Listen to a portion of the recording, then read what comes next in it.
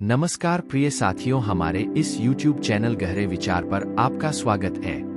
मन को शांत और स्थिर करने के लिए भगवान कृष्ण ने बताए हैं। किसी भी चीज को समझने के लिए सबसे पहले मन को शांत रखना चाहिए और फिर काम पर ध्यान देना चाहिए, क्योंकि हम मन से ही प्रश्न खोज लेते हैं और मन में ही जवाब देकर बैठ जाते हैं। भगवान कृष्ण ने मन को शांत रखने के लिए दो चीजें बताई हैं। भगवद गीता में भगवान श्री कृष्ण कहते हैं, मन का बेचैन होना उसका स्वभाव है। हमारे मन को लगता है कि अगर वह अलग अलग बातों के बारे में सोचता रहेगा तो हमें आने वाली हर मुश्किल और मुसीबत से बचा लेगा, पर ऐसा होता नहीं है। हम अपने जीवन का काफी अधिक समय सोच विचार करके परेशान होने में निकाल देते हैं। भगवान श्री कृष्ण कहते हैं कि मन का यह स्वभाव बदलना मुश्किल जरूर है, असंभव नहीं। अच्छा, अब आप एक बात बताइए, क्या आप कौए को कह सकते हैं कि वो काम की आवाज ना करे? या फिर क्या आप किसी मेंढक को कह सकते हैं कि वह पानी देखते ही ऊंची छलांग ना मारे? हमारे मन का भी कुछ ऐसा ही है। जीवन में कुछ भी होता है, अच्छा या बुरा, हमारा मन उस पर काम करने लगता है। काम से मेरा मतलब है चिंता करना, व्याकुल होना। कोई बुरी बात होती भी नहीं है और मन परेशानी की ऊंची ऊंची लपटें लेने लगता है। कभी कभी तो मुझे ऐसा लगता है कि हम में से कई लोग सिर्फ परेशान होने के लिए जीते हैं। सारी परेशानी, पीड़ा, दुविधा अक्सर हमारी मन की बनाई हुई कहानियां होती है। भगवान श्री कृष्ण हमें हमारे मन को शांत और स्थिर करने के लिए दो उपाय देते हैं। पहला, ध्यान लगाना या मेडिटेट करना। दूसरा, वैराग्य भाव सीखना। अब ध्यान या मेडिटेशन शब्द सुनते ही आप में से कई लोग कहेंगे कि आप आंख बंद कर सांसें अंदर बाहर नहीं ले सकते। यहाँ हम सब गलती कर बैठते हैं। मेडिटेशन या ध्यान का मतलब सिर्फ आंख बंद कर बैठना नहीं होता। मेडिटेशन का मतलब होता है अपना पूरा ध्यान किसी चीज पर लगाना और उसे हटने नहीं देना। अगर आप रोटी बना रहे हैं तो सिर्फ उस बात पर ध्यान दीजिए। अगर आप पिक्चर देख रहे हैं तो अपना पूरा ध्यान पिक्चर पर लगाएं। यह मत सोचिए कि पिक्चर देखकर आप अपना कितना वक्त बर्बाद कर रहे हैं। जब आप जीवन के हर छोटे बड़े काम को पूरे ध्यान से करते हैं तो आपका जीवन ही एक मेडिटेशन बन जाता है। ऐसे जीवन में शांति, स्थिरता, साहस और सफलता का होना अनिवार्य है। वैराग्य भाव दूसरा उपाय। वैराग्य का अर्थ यह नहीं कि आप सब कुछ छोड़कर जंगल में जाकर बैठ जाएं। वैराग्य का सच्चा अर्थ है कि आप जो काम कर रहे हैं उसका क्या नतीजा या रिजल्ट निकलेगा उसकी चिंता ना करें। जैसे अगर आपने कोई इंटरव्यू दिया, आप यह कर सकते हैं कि पूरे मन से तैयारी करें और अपना बेस्ट देकर आ जाएं। वह नौकरी मिलना या ना मिलना आपके हाथ में नहीं है। इस नतीजे के पीछे अलग अलग चीजें हैं जो आपके बिल्कुल कंट्रोल में नहीं। तो जिस चीज के बारे में आप कुछ कर नहीं सकते उसके बारे में चिंता भी ना करें। यही वैराग्य का सच्चा मतलब होता है। और यही है भगवान श्री कृष्ण का दूसरा उपाय, मन को चिंता की लपटों से बचाने का। याद रखिए, आप पूरे के पूरे इंसान हैं। समझदारी, संयम और कुशलता से भरे इंसान। आपका मन जब भी कौए की तरह अलग अलग बातों पर आपको परेशान करने लगे, तब अपने मन को भी प्यार से समझाइए और शांत कर लीजिए। बस अपने ऊपर विश्वास रखिए कि आप कभी अपना बुरा नहीं होने देंगे। भगवान कृष्ण के जितने नाम हैं, उतनी कहानियां।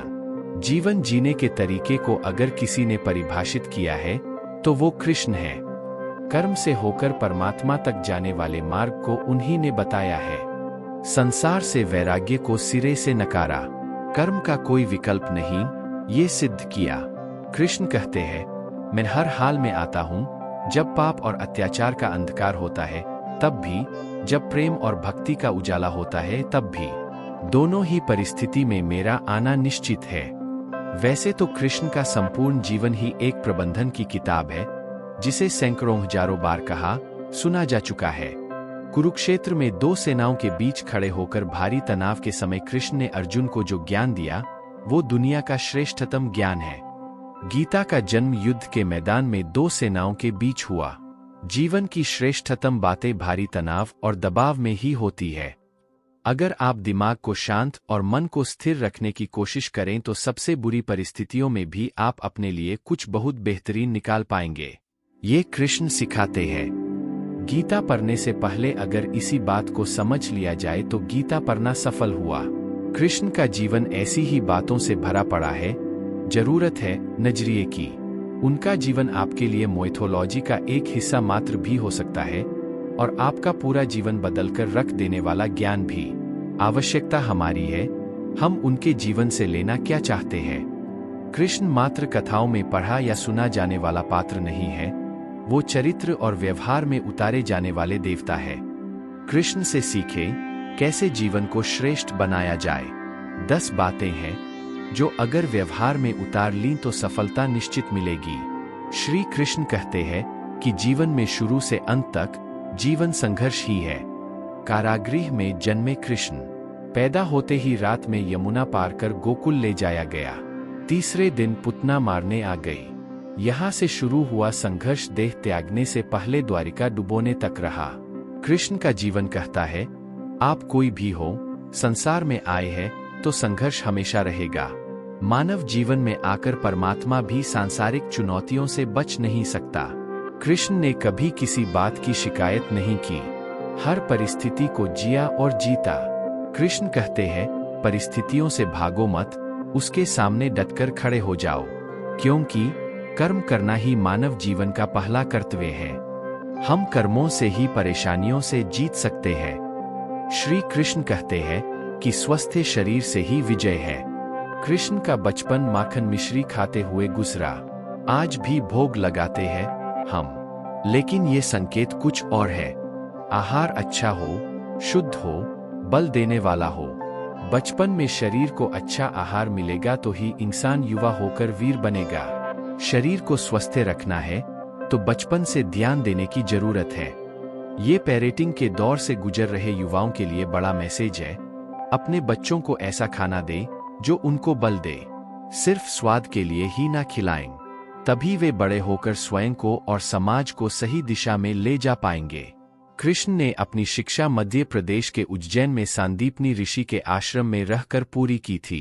कहा जाता है 64 दिन में उन्होंने 64 कलाओं का ज्ञान हासिल कर लिया था। वैदिक ज्ञान के अलावा उन्होंने कलाएं सीखीं। शिक्षा ऐसी ही होनी चाहिए जो हमारे व्यक्तित्व का रचनात्मक विकास करे। संगीत, नृत्य, युद्ध सहित 64 कलाओं कृष्ण के व्यक्तित्व का हिस्सा है। बच्चों में कोरा ज्ञान ना भरें, उनकी रचनात्मकता को नए आयाम मिले, ऐसी शिक्षा व्यवस्था हो। श्री कृष्ण कहते हैं कि रिश्तों से ही जीवन है, बिना रिश्तों के कुछ नहीं। कृष्ण ने जीवन भर कभी उन लोगों का साथ नहीं छोड़ा जिनको मन से अपना माना। अर्जुन से वे युवावस्था में मिले, ऐसा महाभारत कहती है, लेकिन अर्जुन से उनका रिश्ता हमेशा मन का रहा। सुदामा हो या उद्धव, कृष्ण ने जिसे अपना मान लिया उसका साथ जीवन भर दिया। रिश्तों के लिए कृष्ण ने कई लड़ाइयां लड़ी और रिश्तों से ही कई लड़ाइयां जीती। उनका सीधा संदेश है, सांसारिक इंसान की सबसे बड़ी धरोहर रिश्ते ही है। अगर किसी के पास रिश्तों का थाती नहीं है तो वो इंसान संसार के लिए गैर जरूरी है।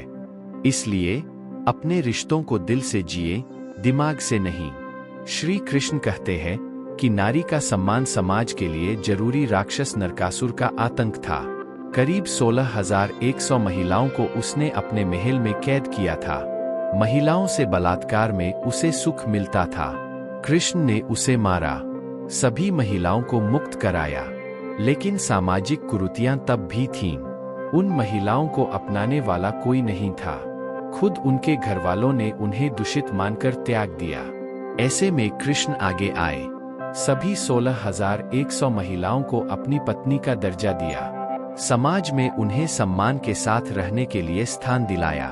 कृष्ण ने हमेशा नारी को शक्ति बताया, उसके सम्मान के लिए तत्पर रहे। पूरी महाभारत नारी के सम्मान के लिए ही लड़ी गई। आप कृष्ण भक्त हैं तो अपने आसपास की महिलाओं का पूरा सम्मान करें। कृष्ण की कृपा पाने का ये सरलतम मार्ग है। आपके मतभेद अगली पीढ़ी के लिए बाधा न बने। कम ही लोग जानते हैं कि जिस दुर्योधन के खिलाफ कृष्ण ने आजीवन पांडवों का साथ दिया, उसकी मौत का कारण भी कृष्ण की कूटनीति बनी। वो ही दुर्योधन रिश्ते में कृष्ण का समधी भी था। कृष्ण के पुत्र सांब ने दुर्योधन की बेटी लक्ष्मणा का अपहरण करके उससे विवाह किया था। क्योंकि लक्ष्मणा सांब से विवाह करना चाहती थी, लेकिन दुर्योधन खिलाफ था। सांब को कौरवों ने बंदी भी बनाया था। तब कृष्ण ने दुर्योधन को समझाया था कि हमारे मतभेद अपनी जगह है, लेकिन हमारे विचार हमारे बच्चों के भविष्य में बाधा नहीं बनने चाहिए। दो परिवारों के आपसी झगड़े में बच्चों के प्रेम की बलि न चढ़ाई जाए। कृष्ण ने लक्ष्मणा को पूरे सम्मान के साथ अपने यहाँ रखा। दुर्योधन से उनका मतभेद हमेशा रहा, लेकिन उन्होंने उसका प्रभाव कभी लक्ष्मणा और सांब की गृहस्थी पर नहीं पड़ने दिया। शांति का मार्ग ही विकास का रास्ता है।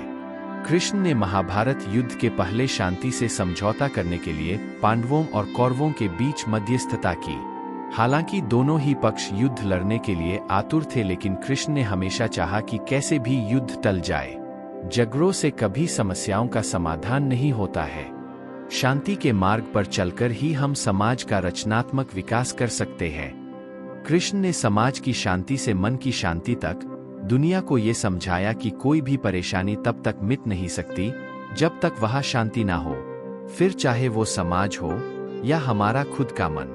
शांति से ही सुख मिल सकता है, साधनों से नहीं। महाभारत में जुए की घटना के बाद पांडवों को वनवास हो गया। कृष्ण ने अर्जुन को समझाया कि ये समय भविष्य के लिए तैयारी करने का है। महादेव शिव, देवराज इंद्र और दुर्गा की तपस्या करने को कहा। कृष्ण जानते थे कि दुर्योधन को कितना भी समझाया जाए, वो पांडवों को कभी उनका राज्य नहीं लौटाएगा। तब शक्ति और सामर्थ्य की जरूरत होगी। कर्ण के कुंडल कवच पांडवों की जीत में आड़े आएंगे, ये भी वे जानते थे। उन्होंने हर चीज पर बहुत दूरगामी सोच रखी। कोई भी फैसला तात्कालिक आवेश में नहीं लिया। हर चीज के लिए आने वाली पीढ़ियों तक का सोचा। यही सोच समाज का निर्माण करती है। हर परिस्थिति में मन शांत और दिमाग स्थिर रहे। पांडवों के राजसूय यज्ञ में शिशुपाल कृष्ण को अपशब्द कहता रहा। छोटा भाई था, लेकिन मर्यादाएं तोड़ दी। पूरी सभा चकित थी, कुछ क्रोधित भी थे, लेकिन कृष्ण शांत थे, मुस्कुरा रहे थे। शांति दूत बनकर गए तो दुर्योधन ने अपमान किया। कृष्ण शांत रहे। अगर हमारा दिमाग स्थिर है, मन शांत है, तभी हम कोई सही निर्णय ले पाएंगे।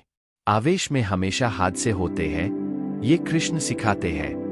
विपरीत परिस्थितियों में भी कभी विचलित नहीं होने का गुण कृष्ण से बेहतर कोई नहीं जानता। कृष्ण ने दुनिया भर के राजाओं को जीता था। जहां ऐसे राजाओं का राज था जो भ्रष्ट थे, जैसे जरासंध, लेकिन कभी किसी राजा का सिंहासन नहीं छीना।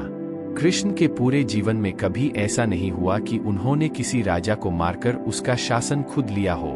जरासंध को मारकर उसके बेटे को राजा बनाया, जो चरित्र का अच्छा था। सभी जगह ऐसे लोगों को बैठाया जो धर्म को जानते थे। कभी किंग नहीं बने, हमेशा किंग मेकर की भूमिका में रहे। महाभारत युद्ध में भी खुद हथियार नहीं उठाया। पूरा युद्ध कूटनीति से लड़ा। पांडवों को सलाह देते रहे, लेकिन जीतने का श्रेय भीम और अर्जुन को दिया। श्रीमद् भागवत गीता में भगवान श्री कृष्ण के उपदेशों का वर्णन है। भगवान श्री कृष्ण ने अर्जुन के माध्यम से संसार को गीता का उपदेश दिया था। कृष्ण ने अर्जुन को गीता का पाठ तब पढ़ाया था जब उनके कदम महाभारत युद्ध की युद्ध भूमि में डगमगाने लगे थे। श्री कृष्ण के उपदेशों को सुनकर अर्जुन अपने लक्ष्य को पूरा करने की ओर अग्रसर हुए। कहा जाता है कि गीता में जीवन की हर एक परेशानी का हल मिल जाता है। गीता में कही गई श्री कृष्ण की बातें आज भी जीवन में आगे बढ़ते रहने की प्रेरणा देती है। ऐसे में किसी भी परेशानी का हल पाने और जीवन में सफलता पाने के लिए गीता की कुछ बातों का ध्यान रखना चाहिए। माना जाता है कि जो भी व्यक्ति फल की इच्छा छोड़ कर्म पर ध्यान देना चाहिए। गीता में श्री कृष्ण ने कहा है कि मनुष्य को फल की इच्छा छोड़कर कर्म पर ध्यान देना चाहिए। मनुष्य जैसा कर्म करता है, उसे फल भी उसी के अनुरूप मिलता है। इसलिए व्यक्ति को अच्छे कर्म करते रहना चाहिए। श्री कृष्ण के अनुसार व्यक्ति को खुद से बेहतर कोई नहीं जान सकता, इसलिए स्वयं का आकलन करना बेहद जरूरी है। गीता में कहा गया है कि जो व्यक्ति अपने गुणों और कमियों को जान लेता है, वह अपने व्यक्तित्व का निर्माण करके हर काम में सफलता प्राप्त कर सकता है। हमारा मन ही हमारे दुखों का कारण होता है। ऐसे में श्री कृष्ण ने गीता में कहा है कि जिस व्यक्ति ने अपने मन पर काबू पा लिया वह मन में पैदा होने वाली बेकार की चिंताओं और इच्छाओं से भी दूर रहता है। साथ ही व्यक्ति को अपने लक्ष्य को भी आसानी से प्राप्त कर लेता है। क्रोध में व्यक्ति नियंत्रण खो बैठता है और आवेश में आकर गलत कार्य कर देता है। यहाँ तक कि कभी कभी गुस्से में व्यक्ति खुद का अहित कर बैठता है। गीता में श्री कृष्ण ने बताया है कि क्रोध को खुद पर हावी नहीं होने देना चाहिए। यदि गुस्सा आए तो स्वयं को शांत रखने का प्रयास करें। गीता के अनुसार व्यक्ति को संदेह या संशय का स्थिति में नहीं रहना चाहिए। जो लोग संशय का स्थिति में रहते हैं उनका भला नहीं हो सकता है। जीवन में स्पष्ट नजरिया होना चाहिए। प्लीज वीडियो के अंत में लाइक, सब्सक्राइब, शेयर का बटन क्लिक करना ना भूलें। हमारे साथ ऐसे जुड़े रहिए।